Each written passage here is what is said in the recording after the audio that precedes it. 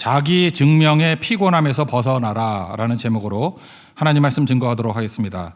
사는 게 힘들고 또 굉장히 피곤할 때가 많습니다. 왜냐? 이 시대가 자기 증명의 시대이기 때문에 그렇습니다. 끊임없이 너 자신을 증명하라 이런 요구를 받습니다. 학교에 가도 증명하라, 직장에 가도 증명하라, 또 뭐 명절 때 가족들 만나도 증명하라, 뭐 계속해서 증명하라고 얘기를 합니다. 엄청난 부담감과 짐이 된다라는 것입니다. 20대들 보면은 좀 불쌍하기도 합니다. 자기 토익 점수로 뭐 영어 실력을 증명하라 뭐 이러고, 그 다음에 뭐 대기업 들어가는 걸 통해 가지고 내 자신의 능력을 증명하라. 뭐 결혼할 때도 결국 뭐 증명하라는 거 아니에요? 증명서 떼내라는 거 아니에요? 얼마나 큰 집을 살 수 있는지, 얼마나 좋은 차를 탈 수 있는지, 얼마나 먹여 살릴 수 있는지 뭐 잠깐 증명하라는 거예요. 증명. 심지어 교회에서도 그런 게 있죠. 직분을 왜 받으려고 그러냐 보니까 자기를 증명하려고 그러는 것들이 있는 것 같아요. 어떤 분이 그러더라고요. 나 직접 듣진 못했는데 자기 형제 중에 나만 장로 아니래. 그러니까 이게 하나님의 부르심 이런 게 아니고 장로가 자기 신앙을 증명하는 것 같이 되는 뭐 이런 시대가 된 겁니다. 그러니까 이중적인 삶을 살게 되고 약간은 좀 엽기적인 신앙생활을 하게 되는 거죠. 이게 증명이거든요. 이게 성경적인 게 아닌데 이런 압박을 받는다는 것입니다. 사도 바울도 자기가 사도임을 증명하라 이런 압박을 받았습니다. 참 애매하죠. 사도행전 1장을 보면은 거기에 뭐 미약해 보이지만 애매한 어떤 기준이 있습니다. 예수님의 사도 되려 그러면은 그 마띠아 뽑는 데 나오잖아요. 1장 22절 보니까 항상 우리와 함께 다니던 사람 중에서, 그러니까 예수님과 3년 동안 동행하는 사람들 중에서 뽑자 뭐 이런 게 있었던 것 같고, 부활하심을 증언할 사람이 되어야 하리라 이런 말씀이 나옵니다. 그러니까 예수님의 부활을 두 눈으로 본 사람. 근데 사도 바울은 이 둘 다 해당이 안 되잖아요. 3년 동안 예수님 따라다닌 거 아니고 뭐 핍박자 했으니까 아니고. 두 번째 다메섹 도상에서 부활의 예수님을 만났다 그래도 객관적이지는 않잖아요. 그게 그죠? 그러니까 이런 거 갖고 공격할 사람들이 얼마나 좋습니까? 거기다가 핸디캡이 뭐죠? 명백한 핍박자잖아요. 그러니까 자기 증명하라. 이거 뭐 바울 공격하려고 하는 사람에게는 정가의 보도죠. 너무너무 좋은 겁니다. 예수님과 다닌 적 있어? 없잖아. 부활의 예수님 만난 적 있어? 거기 500명 중에 너 포함돼? 포함 안 되잖아. 또 그리고 또 명백한 게 핍박자였잖아. 그러니까 자기 증명이 힘들다는 것입니다. 그리고 또 이렇게 순회 전도자들 보면은 예루살렘 교회에서 추천서를 써줬는가 봐요. 근데 여기 유대주의자들은 추천서가 있었던가 봐요. 근데 또 추천서 있니? 없잖아. 그러니까 가짜야. 이런 식의 공격이 고린도 교회 안에서 벌어지게 되었다라는 것입니다. 그럼 우리도 이런 공격 받으면 피곤하죠. 그렇잖아요. 우리가 또 무슨 자격으로 그런 일을 해? 또 그거 자격 없잖아. 뭐 무슨 근거로 그런 일을 해? 그러면 나도 모르게 그런 근거를 만들려고 애쓰잖아요. 그게 뭐예요? 자기 증명의 발버둥이라고. 거기 시간 낭비 다 하다 보면은 무슨 일을 할 수 있겠습니까? 요즘에는 뭐 그런 목사님 별로 없지만 옛날에는 이 담임 목사들 가운데도 뭐 외국 학위 뭐 이런 거 요구하는 분위기가 있었을 때가 있었대요. 제가 안타까운 우리 선배쯤, 뭐 저보다 한참 선배 되시죠. 교회 한참 부흥했거든요. 그런데 자기 증명하려고 교회 비우고 3년 동안 미국 유학 갔다가 교회 반토막 났어요. 우리 아버지가 맨날 하던 말씀인데 저거 하나님 앞에서 저런 어리석음이 어디 있냐고. 그게 뭐예요? 자기 증명의 압박감 같은 게 있거든요. 그런 거 증명하려고 그러다가 마귀에게 속은 거죠. 제가 볼 때 마귀에게 속은 거라 생각해요. 그거 끝난 거죠. 그래서는 안 된다라는 것입니다. 오늘 17절을 보니까 읽지는 않았지만 내일 살필 건데, 주는 영이시니 주의 영이 계신 곳에는 자유가 있느니라. 성령이 계신 곳에는 자유함이 있다. 요한복음 8장 32절에도 진리를 알지니 진리가 너희를 자유케 한다. 예수님이죠. 예수님이 너희를 자유롭게 한다. 묶이지 않는다는 것입니다.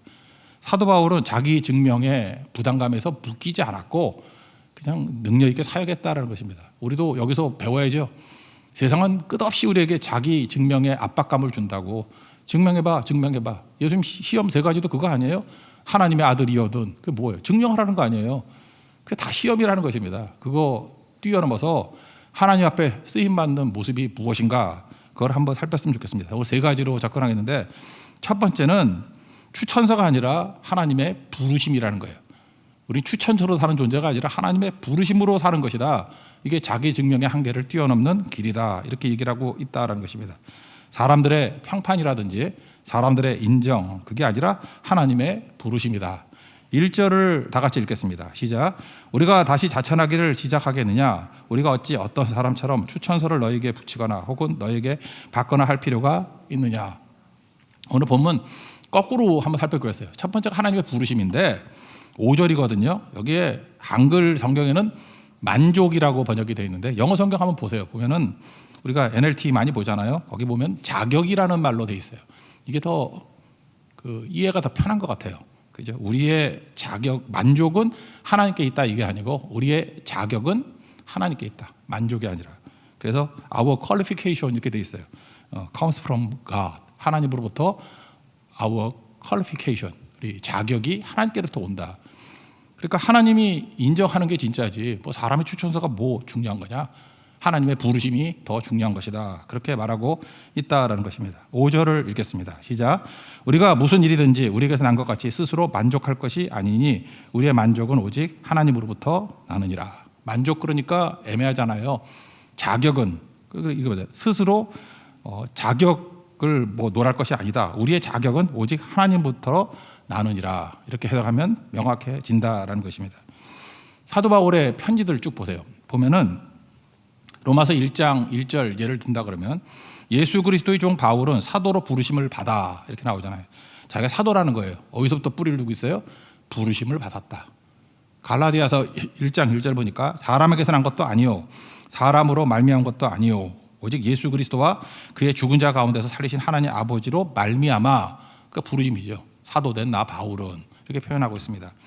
우리도 마찬가지예요. 우리의 모든 것들이 사람의 추천서가 아니라 하나님이 나를 부르셨나 그 부르심에 대한 확신, 그 명확함 거기서부터 모든 자격이 시작된다 이렇게 말할 수 있다는 것입니다. 그러므로 또 다른 말로 하면 세상 모든 사람이 다 반대한다 할지라도 하나님 한 분만 인정하시면 되는 거죠. 이 확신이 다 필요한 거예요.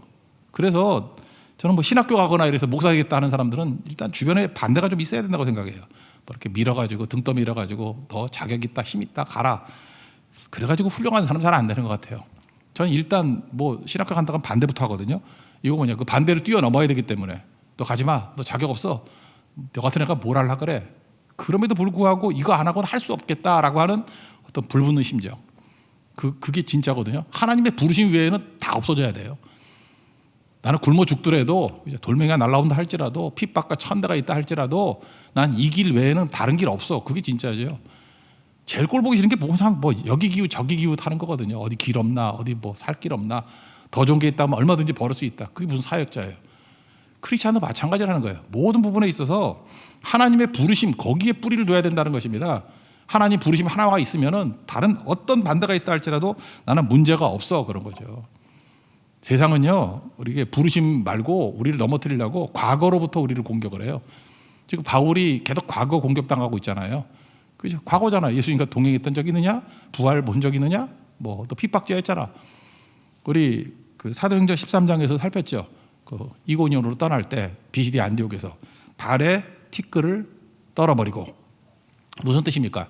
과거를 뛰어넘으라는 거죠. 지금도 그래요. 우리가 많은 일을 할 때 과거로부터 이렇게 묶여 있는 게 있어요. 저는 다음 주에 떠나는 고성선교가 약간 좋은 거라고 생각이 드는 이유도 3년 동안 이렇게 공백이 됐잖아요. 그러다 보니까 뭐 경험, 과거 이런 게 없는 것 같아. 그리고 또 멤버도 많이 바뀌었잖아, 교인들도. 그래서 다시 시작할 수 있어서 저는 약간 의욕이 생기거든요. 분명히 이거는 뭐 과거의 끈이 아니라 티끌 떨어버리고 새롭게 출발하는 거다. 하나님이 어떻게 일하실지 모른다. 그런 거죠. 그러니까 하나님의 부르심, 새로운 부르심 이게 항상 필요하다라는 것입니다. 과거 때문에 흔들리지 말라. 현재 하나님의 부르심에 순종하면은 하나님께서 임재해 주신다라는 것입니다. 성령께서 도와주신다는 거예요. 그러니까 부르심에 응답하는 사람은 그냥 부르는 게 아니라 성령이 능력으로 도와주신다. 사도행전 1장 8절 보세요. 오직 성령이 너에게 임하시면 뭘 줘요? 권능 준다고. 그리고 사역하는 거죠. 그러니까 추천서의 힘보다 성령의 힘이 훨씬 더 중요한 것이다. 조문이라는 게 뭡니까? 이렇게 뭐 글로 쓴 거 아니에요. 그게 무슨 힘이 있냐는 거예요. 그죠? 영이 더 중요한 거죠. 하나님 영이 나를 인쳐 주시는 거죠. 인정해 주시는 거. 그때 진짜 능력이 된다. 6절을 한번 읽겠습니다. 시작. 그가 또한 우리를 새 언약의 일꾼 되기에 만족하게 하셨으니 율법 조문으로 하지 아니하고 오직 영으로 함이니 율법 조문은 죽이는 것이요 영은 살리는 것이니라. 성령으로 하면 살리는 능력이 나타나게 된다라는 것입니다. 그래서 여러분들 과거의 이력, 지식, 능력 이런 거 너무 의지하지 말고 성령의 기름 부으심을 의지하십시오. 그러면 능히 감당할 수 있다라는 거예요. 여기 잘 보세요. 사도행전 고린도전서 전서 1장 26절에 보면 우리 맨날 읽는 성경 아니에요. 형제들아 너희를 부르심을 보라. 그러니까 추천서로 쓰임받는 게 아니라 부르심으로 쓰임받는 사람의 특징이에요. 너희들의 부르심을 보라. 지혜 있는 사람이 있냐? 없잖아. 그죠? 능한 사람도 없고 문벌 좋은 사람도 없고. 그러면서 5가지 부족하지만 하나님의 부르심 있는 사람을 얘기를 하고 있어요. 첫째, 너희들 미련하잖아. 근데 불렀잖아. 또 너희들 약하잖아. 약하다고 생각하죠. 근데 하나님이 불렀잖아. 또 너희들 천하잖아. 뭐 높은 지위 없다는 거예요. 근데 하나님 불렀잖아. 너희들 멸시받잖아. 근데 하나님 불렀잖아. 없잖아. 없는 것들이라고 했어요. 우리 한국말도 번역도 그래. 없는 것들이. 우리 다 없는 것들 아니에요. 근데 하나님 부르셨잖아요. 그러면 능히 이길 수 있다 그 얘기죠. 그래서 하나님 앞에서 우리 추천서보다 중요한 게 뭐냐? 하나님의 부르심이에요. 그래서 하나님의 부르심, 말씀이 다 부르심 아니에요? 기도할 때마다 말씀이 우리를 부르잖아요. 주님의 소명이 있을 때 부르심에 아멘하고 응답하는 것이 추천서보다 훨씬 더 중요하다는 것입니다. 그래서 여러분들 자기를 소개할 때 부르심으로 소개하십시오. 나는 이러한 일에 부르심을 입었다. 부르심 입은 백성, 그것이 하나님의 사람이라는 것입니다. 추천서가 아니라 부르심이다. 그것이 여러분의 자격과 능력의 뿌리가 되는 은총의 역사가 있기를 기원합니다. 두 번째, 역순을 한다 그랬죠. 크리스찬의 삶 자체, 이걸 이제 그리스도의 편지라 그랬는데 그것이 자격이라는 거예요. 내 삶 자체가 자격 이런 거지 추천서 그런 거 아니라는 것입니다. 3절 읽겠습니다. 시작. 너희는 우리로 말미암아 나타난 그리스도의 편지니 이는 먹으로 쓴 것이 아니요 오직 살아계신 하나님의 영으로 쓴 것이며 또 돌판에 쓴 것이 아니요 오직 육의 마음에 쓴 것이라. 우리가 그리스도의 편지다. 그리스도를 드러내는 존재다. 그런 뜻이겠죠. 어떤 분은 그런 얘기를 하더라고요. 100명의 사람이 있으면 한 사람만 성경을 읽고 99명은 그 사람을 읽는다. 그런 얘기 들어봤죠. 사람을 보고 우리 성경 안 읽잖아요. 그 사람을 보고 성경을 깨닫게 된다. 그런 거겠죠. 그러니까 주님의 부르심으로 사는 사람은 동시에 삶에서 능력이 드러나게 돼 있죠. 아까도 얘기했잖아요. 성령이 계시니까. 마가복음 1장 22절 보니까 예수님이 말씀을 증거하니까 가버나움에서 사람들이 놀랐습니다. 왜 놀랐느냐? 서기관들하고는 다르대요. 서기관들하고 뭔가 달라. 설명을 못하는 거예요. 근데 권위 있는 자와 같대요. 원래 원문은 권세거든요. 권세. 엑수시아, 에크 어디로부터 프롬이고 우시아, 에센세 본질로부터 나오는 그 무엇. 예수님 그런 게 있었어요. 성령의 사람은 다 그렇다고요. 권세가 있어요. 어떤 권세? 본질로부터 나오는 그 무엇이 있다고. 이런 거 여러분 느껴보셨습니까? 어떤 성령의 사람 이렇게 기도하고 말씀으로 무장된 백성이 있으면 가만히 있는데도 평화를 느껴요. 그죠? 어떤 사람이 이렇게 막 혼돈이 일어나는데 그 사람만 있으면은 그게 존재의 힘이거든요. 평화롭고 이상하게 그분만 있으면은 이게 뭐 기도가 나온다 그래야 되나? 영적이 돼요. 그 왜 그래? 성령의 사람이기 때문에 그렇다고. 또 그분만 있으면 의욕이 생기고 막 힘을 받고 뭐 이렇게 하고 싶다 그런 게 있죠. 반대 사람도 있어요. 어떤 사람 보면 힘이 쫙 빠져버리고 어떤 사람 보면 막 그냥 열받아, 막 화가 나고 짜증나고. 그게 존재의 힘이라니까. 그게 존재의 힘이 아니지. 그 존재 그거는 장애지 장애. 하나님의 사람은 그런 게 있다니까요. 존재의 힘이에요. 존재의 힘. 예수님이 들어가니까 풍랑이 잔잔해지고 평화가 임하듯이 그런 존재의 힘이 있다는 것입니다. 근데 이거는 돌판에 새긴 게 아니라니까. 돌판이 뭐예요? 그게 일종의 지시가 아니에요. 근데 마음판에 새겼다. 육의 마음판에 새겼다는 건 뭡니까? 마음에 기록됐다는 거죠. 마음에 기록하려면 아프지 않겠어요? 아프지 않고 어떻게 마음에 기록이 되냐고. 어제 그 향기 얘기할 때도 소합향 어떻게 나무에 이렇게 뭐 상처를 넣어가지고 진액 나오는 걸 소합향이라 그랬잖아요. 또 나감향 이런 거 뭐 조개 같은 거 이렇게 깨가지고 나오는 거 뭐 그런 거 향이라 그러지 않았습니까? 고무나무 뭐 똑같은 거죠. 뭐 풍자향도 마찬가지고. 깨짐이 있어야 향기가 나죠. 마찬가지로 우리도 깨짐이 있어야 마음판에 새겨진다는 거예요. 성령께서 함께 하신다 그러면 뭐 의욕이 있고 능력만 있다는 게 아니라 성령께서는 우리에게 아픔을 줘요. 막 깨지는 거라고. 내 삶이 깨지는 거예요. Not I but Christ. 그죠? 내가 깨지는 걸 경험하게 된다고. 아픈데 깊이 들어가요. 그게 자격이라는 거예요. 그죠? 십자가의 고난 때문에 아파요. 피 흘리고 눈물 흘리고. 근데 그게 자격이고 그게 힘이라는 것입니다. 성령께서 우리를 이끌어 가실 때 보면은 어떤 때 아픔을 분명히 주는 것 같아요. 7월 25일입니다. 그러니까 지난주 월요일이죠. 7월 25일. 새벽기도 끝나고 난 다음에 문자 하나가 왔다고요. 목사님 좀 만나 뵙기고 싶다고. 그래서 끝나고 난 다음에 제 방에 가서 이제 만났는데 어떤 형제였습니다. 16기 형제인데 그러니까 48이죠. 눈물을 펑펑 울고 되게 힘들어하더라고. 그래서 말을 못 꺼내요. 말을. 왜 그러냐? 이 형제 되게 좋은 대학 나왔어요. 예일 대학 나오고 뭐 직장도 좋고 뭐 모든 부분에 다 엘리트예요. 다 좋은 거예요. 너무 우는 거야. 왜 그러냐 그랬더니 힘들게 말을 끊었는데 그 동네 병원에 이게 혀가 아파서 갔더니 혀암, 설암이라고 설암. 그래서 암이 혀에도 있는가 봐요. 설암이 있다고. 설암이 뭔지 몰라가지고 또 급하게 뭐 아는 어떤 의사 집사님한테 전화 걸었어요. 설암이 뭐예요? 그랬더니 딱 하는 얘기가 예후가 안 좋은데요. 뭐 그러더라고. 내가 급하게 뭐 내용을 알라고. 그랬더니 이제 마음에 부담이 있죠. 그리고 이제 대화를 나누기 시작했는데 말을 못 잇는 거예요. 너무 울면서. 결혼한 지도 얼마 안 되고 그 다음에 뭐 늦둥이까지 났습니다. 애가 뭐 지금 1살 됐나. 그 너무너무 우는 거예요. 저도 같이 눈물이 나더라고요. 이거 어떡하나 이거 진짜 막막하죠. 주변이 전부 다가. 그리고 뭐 기도했죠. 기도하고 안수기도 하고 그리고 하루도 빼놓지 않고 기도하고 뭐 이렇게 누구한테 말하기 힘들고 그러다가 한 열흘 지났습니다. 수요일 날 저녁에 뭐 이렇게 얘기를 들어보니까 세브란스 가가지고 진단을 받았는데 오진이었는가 봐요. 암이 아니래요. 암이 아니라고. 그래서 어저께 황으로 목사님하고 아주 엄청나게 밝게 웃고 있는 사진이 있는데 되게 보여주고 싶은데 이렇게 밝은 성령의 어표 그러면서 그런 얘기를 하더라고요. 뭐 제가 직접 들은 건 아니에요. 목사님이 그러대요. 뭐 모든 성교에 다 참여하면서 헌신하겠다.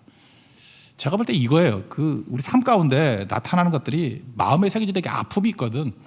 왜 하나님께서 이런 경험을 또 왜 하게 만드실까요? 이게 돌비에 새긴 게 아니라 마음에 새겨지도록 깊이 새겨지도록. 지혜로운 사람이라고 하면 이게 평생에 하나님의 음성으로 듣고 사는 거고 그렇지 않다 그러면 또 잊어버리고 또 뭐 다시 원점으로 가버리는 거죠. 그때마다 느끼는 게 뭐죠? 본인만 모르지 참 어리석다. 근데 그 붙들고 나가면 바울 되는 거죠. 바울이 다메섹 도상의 체험을 통해 가지고 평생의 방향이 바뀌지 않잖아요. 이런 게 하나님께서 성령께서 우리에게 마음판에 새겨주시는 거예요. 여러분 인생 가운데 그런 경험들이 있다고요. 마음판에 새기는 일들. 이렇게 해피엔딩으로 끝나는 것이지만 그렇지 않은 것도 있거든요. 마음판에 새기는 것들. 그거 붙들고 나갈 때 승리하게 된다는 것입니다. 여러분 이 성경이라는 게 우리에게 얼마나 중요해요. 편지라는 얘기에서 성경이 나오는데 저는 이런 게 궁금해요. 항상 영국이 나름대로 뭐 제국주의라 그래가지고 뭐 욕하는 사람도 있지만 그 나름대로 축복받은 나라 아니에요? 해가 지지 않는 나라 되고 뭐 영향 미치고 지금도 국제어가 영어 아닙니까? 도대체 이 속담 말로 쌍놈들 아니에요? 쌍놈들 그죠? 이렇게 해적질하는 놈들이 어떻게 이렇게 변화가 됐을까? 14세기에 존 위클리프라고 있었습니다. 이게 우리 종교교육 배우는 사람은 알아요. 이게 종교교육의 선조예요. 당시에는 로만 캐톨릭에서요 특권층만 성경을 읽게 하고 성도들에게 성경을 안 줬어요. 성경을 왜 안 줬을까요? 제가 목사로서 솔직하게 얘기해 줄게요. 성경을 안 준 이유가 뭐냐? 성경을 안 줘야 목사나 이 사제 권력이 세죠. 모르면은 바보 되거든. 그래야 끌고 다니기 편하지. 그죠? 사실 저도 그래요. 우리 교회 이렇게 성경 말씀 열심히 공부하잖아요. 열심히 공부하면 목사가 딴짓하기 힘들어. 또 성경 말씀하고 위배되잖아. 그럼 할 말이 없잖아. 말씀이 최고 권위니까. 그러니까 중세까지 성경을 안 가르쳤다고. 특별히 못 알아듣게 막 라틴어로 읽고 막 그랬어요. 불가타 막 이런 거 갖고. 근데 존 위클리프가 성경을 번역을 했어요. 그랬더니 잡아 죽인다고 쫓아다니고 난리쳤다고. 잡으면 화형시킨다고 그러고. 그래서 존 위클리프의 그 후예들이 있어요. 후예들이 성경책 들고 다니면 다 잡히니까 뭐 이렇게 적어도 안 되니까 이거 여러분 이해가 되십니까? 그 사람들을 갖다가 그 롤라드라 그러거든요. 존 위클리프의 그 후예들 롤라드파 한번 뭐 네이버에 검색해 보세요. 롤라드파라고. 얘네들이 성경을 통째로 다 외웠어요. 뭐 나눠서 외웠어요. 이렇게 어떤 사람 마태복음 외워, 마가복음 외워. 그리고 롤라드라는 이 뜻이 뭐냐면 중얼중얼 거리는 사람들이에요. 그냥 가는 곳마다 성경을 외웠다고. 쭉 말해주면 사람들이 목마름을 가지고 그거 듣고 받아 적고 그래서 쪽복음 만들고. 제가 볼 때 영국의 부흥은요, 영국의 축복은 말씀에 있었다고. 그 어느 곳에도 없었던 이 롤라드 파들 생명 걸고 말씀 증거했어요. 말씀이 그들을 살린 거지. 그래서 그 다음부터 나오는 뭐 킹 제임스 버전부터 시작해서 하여튼 영어 번역편이 제일 많이 나요. 유럽에서 뭐 번역 나온 게 있어요? 그 루터 16세기 가봐야 처음으로 독일어 번역한 거지. 영어의 그 번역본은 엄청난 뿌리를 갖고 있다고. 그 쌍놈들이 번역을 제일 먼저 했어요. 성경 말씀 붙든 민족이 사는 거라. 우리 민족도 마찬가지예요. 성경 먼저 제일 먼저 했잖아요. 그러니까 얼마나 그 강력한 나라가 돼버렸습니까? 말씀 붙으면 살게 된다는 거예요. 이게 어떻게 물려받은 성경인데. 근데 지금 성경 안 읽는 성도들 많이 있죠. 이 피로써 전수된 말씀인데 이거 못 읽게 하니까. 북한이 그래요. 북한 성경 없습니다. 이면수 목사님이 영리됐던 분인데 성경책 한 권만 있었으면 좋겠다 그랬대잖아요. 성경 없잖아요. 우리 성경 3만 원이면 사죠. 북한은 3만 원 아니죠. 목숨값이라니까요. 들고 있으면 수용소 가든지 아니면 죽어야 돼요. 생명 걸고. 요즘에도 그런지 모르지만 옛날에 중국에도 성경 없을 때 극동방송에서 성경 읽어줬다고. 그때 거기 뭐 조선족들 이렇게 뭐 우리 교포들 받아 적은 성경 그런 거 많이 갖고 오고 그랬다고. 날마다 받아 적고 그거 외우고 그때의 부흥과 생명이 나타나게 됐다는 것입니다. 그게 바로 뭐예요? 우리가 편지라는 거, 편지. 우리 삶을 통해서 예수님의 복음이 증거되고 나타나는 거, 그런 것들이 꼭 있어야 된다는 거죠. 롤라드 파들이 그랬어요. 항상 마지막 인사가 그거였어요. 우리가 성경입니다. 다 외우고 다니면서 증거하면서 우리가 성경입니다. 우리도 이런 고백이 있길 바랍니다. 우리가 성경입니다. 그래서 4절에 그 얘기죠. 그리스도의 편지다. 우리가 성경이다. 그게 우리의 확신이다. 그런 얘기겠죠. 4절 다 같이 읽겠습니다. 시작. 우리가 그리스도로 말미암아 하나님을 향하여 이 같은 확신이 있으니. 뭐예요? 편지라는 확신이 있다. 그런 얘기죠. 세 번째 내용은 사역의 열매로 증명한다는 것입니다. 뭐 추천서로 증명하는 게 아니라 열매로 증명한다. 우리 거꾸로 한다 그랬죠. 2절 읽겠습니다. 시작. 너희는 우리의 편지라 우리 마음에 썼고 무사람이 알고 읽는 바라. 그러니까 고린도 교회의 성도들이 추천서보다 더 강력한 열매 아니지? 증거 아니냐? 사역의 열매가 너희들 아니냐? 그러니까 너희가 우리의 편지고 우리의 열매다. 그런 거죠. 19세기에 구두수성곡했던 D.L. 무디라고 있었죠. 교사를 안 시켰습니다. 왜? 무식하다고. 우리 교사도 아무나 시키는 게 아니었어요. 자격을 따졌다고. 너무 하고 싶다 그러니까 학생을 하나도 주지 않았어요. 그냥 네가 알아서 전도해서 해. 그게 무디반이에요. 그래서 저도 몇 번 해봤거든요. 하나도 안 주고 좀 능력 있는 사람 네가 가가지고 전도해서 반 만들어.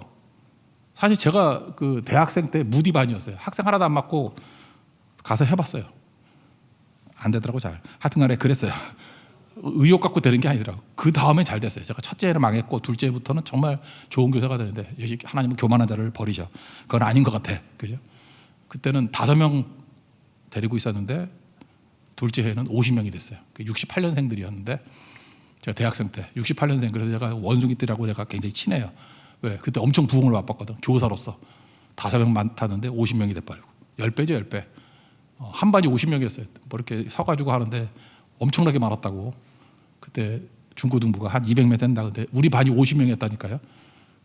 그게 첫째 실패하고 교만을 깨버리시고 그 다음부터 하나님 의지하고 겸손하게 나갈 때 성령께서 기름 부어주시니까 그런 부흥도 체험하게 되더라고요. 열매죠 열매. 근데 무디가 그런 일을 했다고. 아무도 없었는데 100명 200명 모이다가 수천 명이 모이게 되는 그런 일이 된 거죠.